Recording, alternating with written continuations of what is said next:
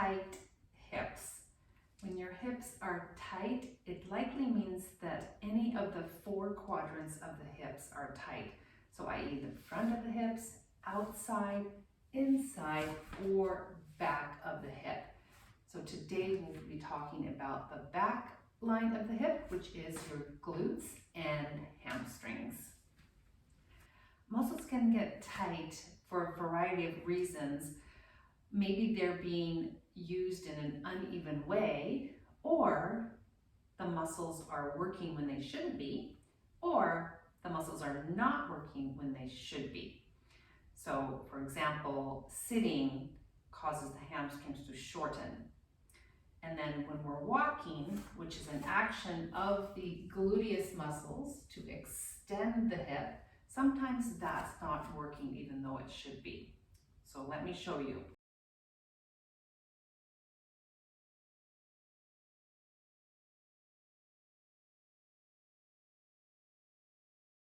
So what are the actions of the glutes and hamstrings? What is their job?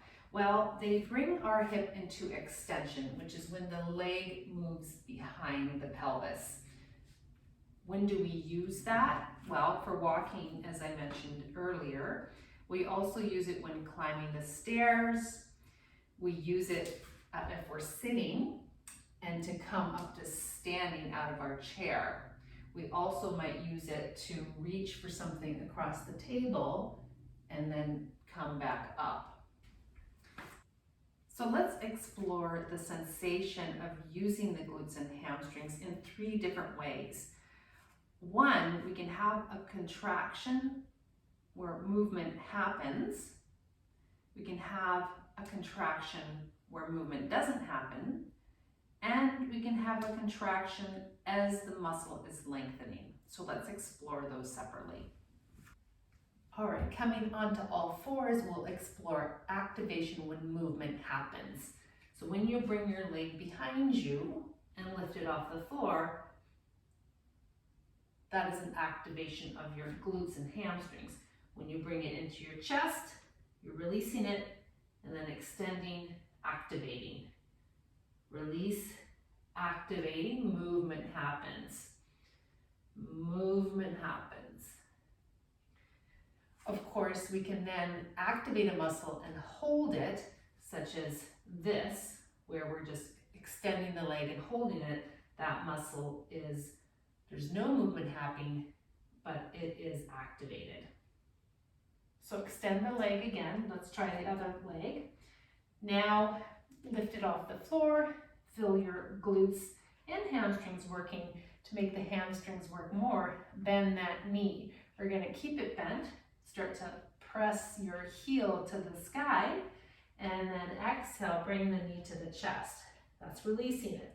Keep the knee squeezing in, keep it bent and pulsing up and in, and again, extension and flexion. Both those, active and static holds, build strength in the muscle. Then we have something like downward facing dog, and reaching one leg up to the sky activates the glute and hamstring, bringing it into the chest, releases it.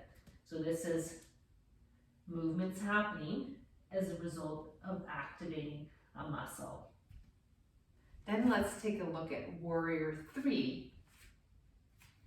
So when we come into our warrior 3, this is a static hold. So not only are we using our glute here of the extended leg, we're also using the glute of the standing leg because it is stabilizing us into this pose. In our warrior 2 stance, we've got the back leg activating by pressing down through the heel and outer edge of the foot. You should feel your glute working there. And then the front leg, if you press down through your heel, you'll feel your right glute activate. Then you can think about trying to drag your heel back towards the other foot, kind of the squeezing of the legs together, and you'll feel your hamstring working. So that provides a lot of stability and it keeps the muscles working, which strengthens them. The cool thing about continually strengthening the muscles is that they actually lengthen as well. More strength, more length. Sound good? Okay, let's take a look at stability in our high lunge position. So use your blocks for this and step 1 foot back. So we can obviously, if we're coming up into high lunge, we can have a lot of opportunity for instability. So what you can try is using your glutes and hamstrings here, press down to the right heel. Your hips will lift a bit, but not a lot of movement will happen. By doing so, you should feel your right glute activate. Then think about trying to scrape your foot back, but no movement happens when you're in this position. So drawing the heel back, you should feel your hamstrings here activate. Keeping that at about a 30% effort, I'd say. Press down through the right heel and rise into your high lunge. Maintain that pressing down through the heel as well as a dragging of the right heel back. And then release. We want to be mindful of how we're using our hamstrings in our forward fold. So the hamstrings attach to your sitting bones on the one end, and they attach to behind the knee on the other hand. What can happen in forward fold is, for example, this, we bend the knees so we can bring our hands to the floor and our butt sticks way back. So in this position, the hamstrings which attach to the sitting bones are being overly lengthened, and the ones behind the knee are being underly lengthened, if that's a word.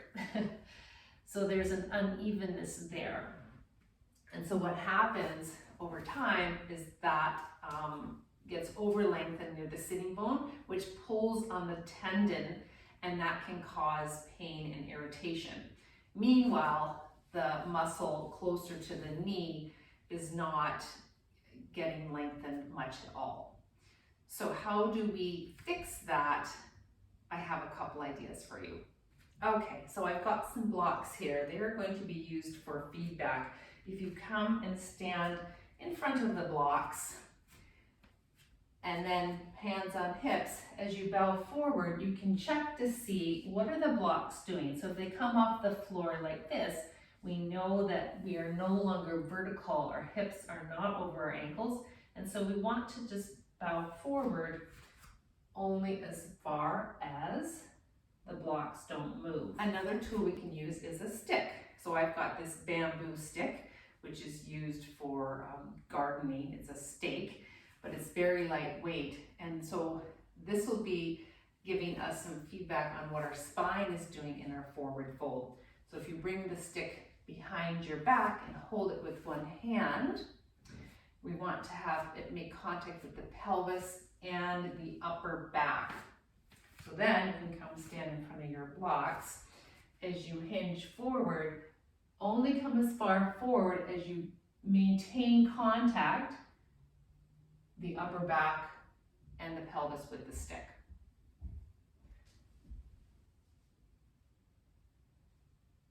So here, as I come forward, I'm losing contact with my upper back and the stick. So that is a spinal movement, not a pelvis movement, and the hamstrings are not being affected there. So we want to maintain contact, so that might mean you only move this far and then you come back up. So practice moving in that range and you will help bring more integrity and health to your hamstrings because they are lengthening and strengthening equally. All right, so when you say my hips are tight, it's important to have awareness of how you're moving in the different areas of your hips. So today we explored the back line of the hips and learn to strengthen and release them with awareness and so they will eventually lengthen.